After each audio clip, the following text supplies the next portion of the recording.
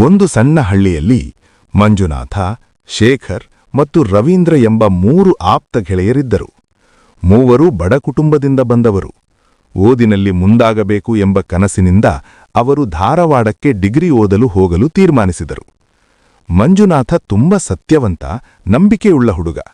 ಶೇಖರ್ ಮತ್ತು ರವೀಂದ್ರ ಬುದ್ಧಿವಂತರಾಗಿದ್ದರೂ ಸ್ವಾರ್ಥಿ ಮನಸ್ಸು ಹೊಂದಿದ್ದರು. ಧಾರವಾಡಕ್ಕೆ ಬಂದ ಮೇಲೆ ಮೂವರು ಒಂದೇ ರೂಮಿನಲ್ಲಿ ಉಳಿದರು. ಮಂಜುನಾಥ ದಿನರಾತ್ರಿ ಕಷ್ಟಪಟ್ಟು ಓದುತ್ತಿದ್ದ. ಆದರೆ ಶೇಖರ್ ಮತ್ತು ರವೀಂದ್ರ ಓದಿಗಿಂತ ಮೋಜು ಮಸ್ತಿಯಲ್ಲಿ ಕಾಲ ಕಳೆಯುತ್ತಿದ್ದರು. ಹಣದ ಸಮಸ್ಯೆ ಬಂದಾಗ ಮಂಜುನಾಥ ತನ್ನ ತಂದೆಯಿಂದ ಬಂದ ಹಣವನ್ನು ಗೆಳೆಯರಿಗೂ ಹಂಚಿಕೊಳ್ಳುತ್ತಿದ್ದ. ಒಂದು ದಿನ ಕಾಲೇಜಿನಲ್ಲಿ ಸ್ಕಾಲರ್ಶಿಪ್ ಅರ್ಜಿ ಹಾಕುವ ಅವಕಾಶ ಬಂತು. ಮಂಜುನಾಥ ಎಲ್ಲಾ ದಾಖಲೆಗಳನ್ನು ಸಿದ್ಧಪಡಿಸಿದ್ದ.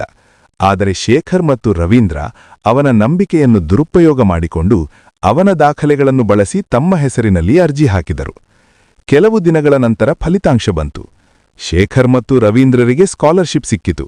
ಮಂಜುನಾಥನಿಗೆ ಏನೂ ಸಿಗಲಿಲ್ಲ. ಸತ್ಯ ಗೊತ್ತಾದಾಗ ಮಂಜುನಾಥನ ಮನಸ್ಸು ತುಂಬಾ ನೋವಾಯಿತು. ಅವನು ಮಾತಿಲ್ಲದೆ ಅವರಿಂದ ದೂರವಾಯಿತು. ಸಮಯ ಕಳೆದಂತೆ ಶೇಖರ್ ಮತ್ತು ರವೀಂದ್ರ ಓದನ್ನು ನಿರ್ಲಕ್ಷ್ಯ ಮಾಡಿ ಕಾಲೇಜು ಬಿಟ್ಟರು.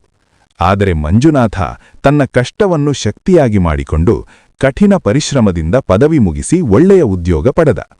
ವರ್ಷಗಳ ನಂತರ ಕೆಲಸ ಹುಡುಕುತ್ತಾ ಬಂದ ಶೇಖರ್ ಮತ್ತು ರವೀಂದ್ರ ಮಂಜುನಾಥನನ್ನೇ ಆಶ್ರಯಿಸಿದರು. ಆದರೆ ಮಂಜುನಾಥ ಅವರಿಗೆ ಸಹಾಯ ಮಾಡಿದರೂ ಒಂದು ಮಾತು ಮಾತ್ರ ಹೇಳಿದರು: ಮೋಸದಿಂದ ಗೆದ್ದದ್ದು ಕ್ಷಣಿಕ, ಶ್ರಮದಿಂದ ಗೆದ್ದದ್ದು ಶಾಶ್ವತ.